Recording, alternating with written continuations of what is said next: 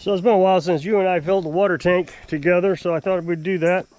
Go through the process again. I know some people learn something new every time I try it. So the sun's up. Yesterday I should have filled it because the sun was up yesterday too. But I got busy and I just ran out of daylight. Before I knew it was 2 o'clock, and it's kind of late to fill the water then, because you got to give the batteries a chance to recharge before the sun goes down. Panels are fully engulfed in sun, so now just so you know, the panels up there get more sun or receive sun first in the morning time, because as it comes up over the east, it comes up over the trees. Those two up there get it, and then they just kind of filter down all the way down to this one. So we're going here and turn on the inverter. So we'll turn on the 2,000 watt inverter. That's the big one. That one runs the well and our bigger stuff. This one's our little one. This one runs the house. It's 1,000 watts. So let's see what kind of electricity we're making. So we're making 12 amps on this one from the solar panels, which converts into, after the charge controller converts it, it changes it to 12 to 14. And let's see, here we are 13, so 1 amp extra to 16. So that's about right. Now this one, this charge controller over here controls the panels that receive sunlight later in the morning. This one controls the sun, because I got it on the same side. This one goes up towards the west. This one is off to the east. So now we can get our IBC tank opened up, and I wanted to fill it yesterday. I already said this, but it was I got busy, so it's going to be a little low, because let's see, the day before yesterday I didn't fill it because it rained and I didn't want to fill it off the generator. So it's going to be low today, and that's aggravating. It means I got to fill it at 2 different intervals, because the well will run out of water before I get it full, because the pump flows faster than the flow rate of the well. So, yeah, it's real low. So I'll only be able to fill it to about right here. Then I'll have to stop and let the well refill. I might even stop a little early, just so I don't take any risk.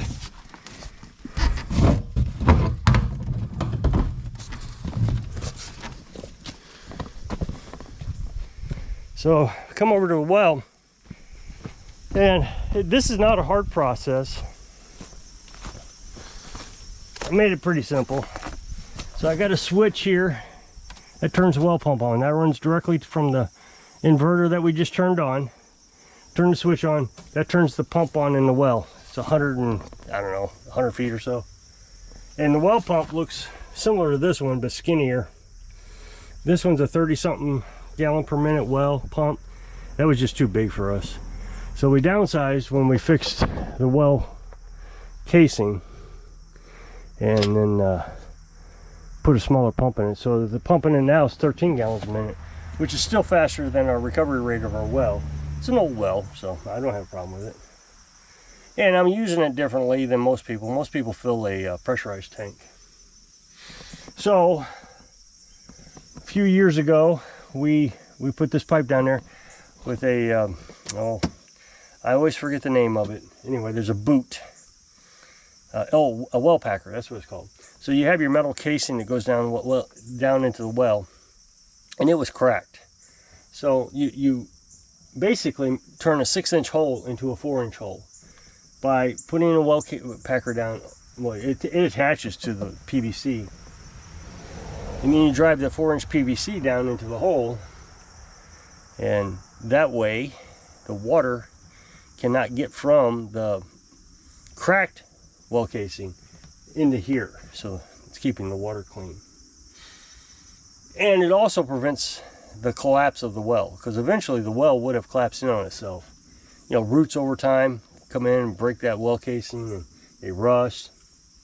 So now then you run this pipe down there. So hanging off this pipe is the well pump. Of course, we got rope that holds it.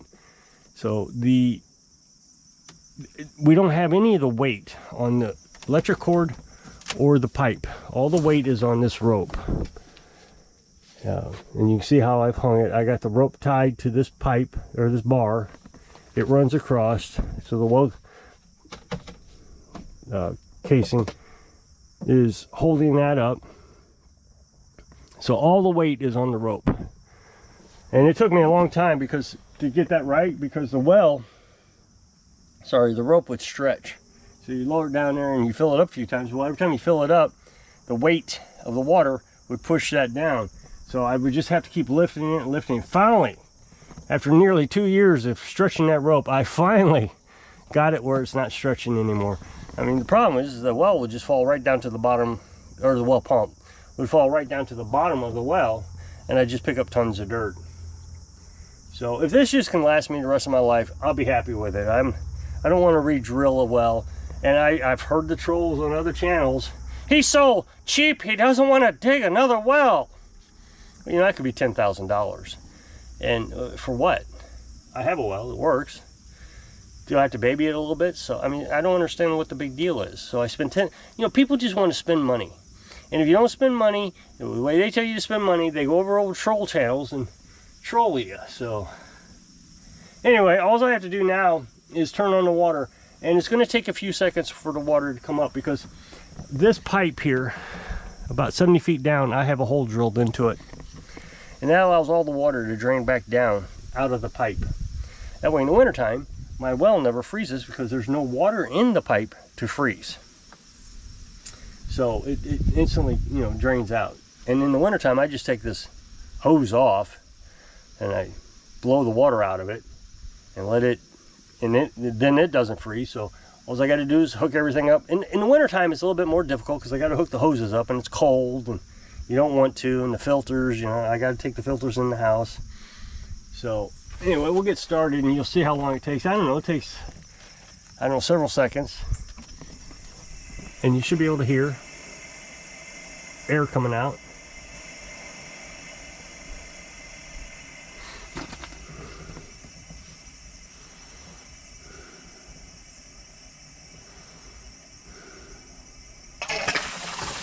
And then I just switch it over to the hose.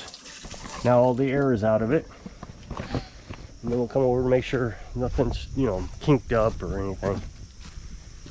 So there's the filters. I'll show you those in a minute.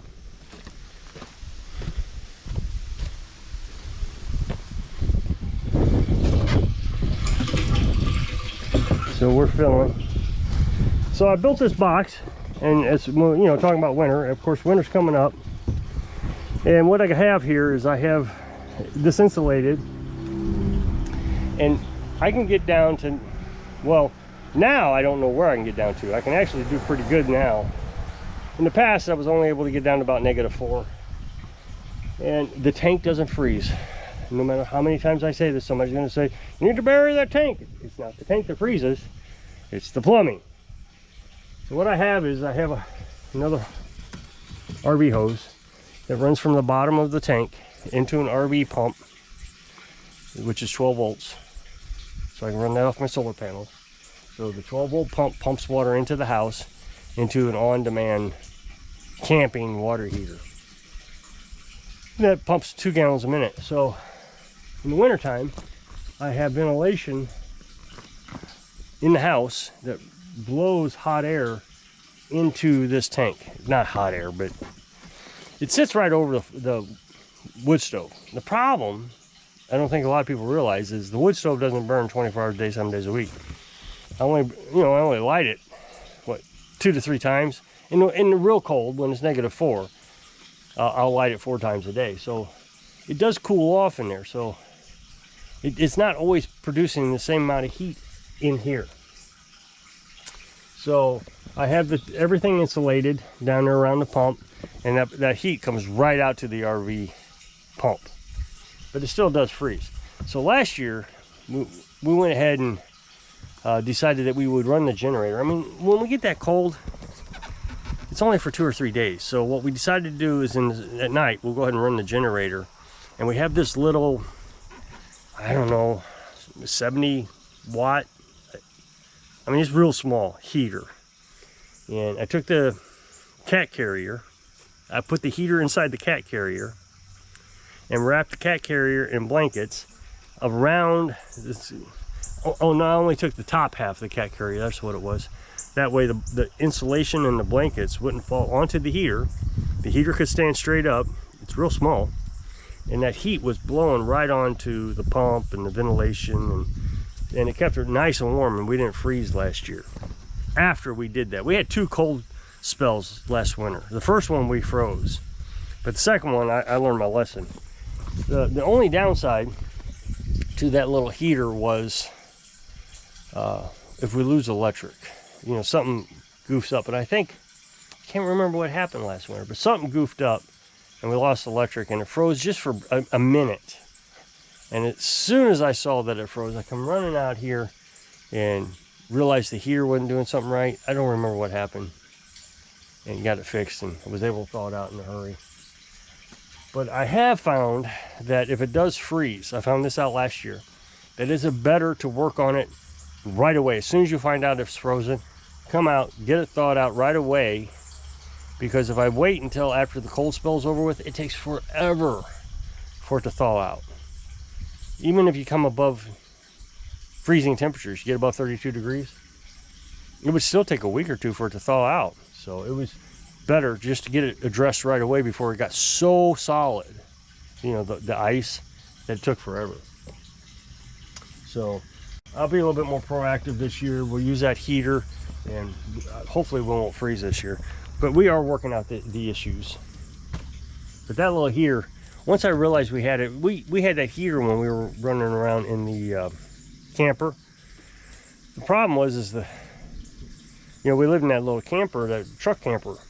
But when we were driving, everything in the back would freeze up. So we bought that little heater just to kind of keep the chill out of there, keep everything from freezing, and that worked pretty good. The only problem with that is it really stressed the alternator on the truck, and I was pulling 15 volts sometimes out of that alternator, and I was worried I was going to burn it up. So we limited our exposure to running that heater.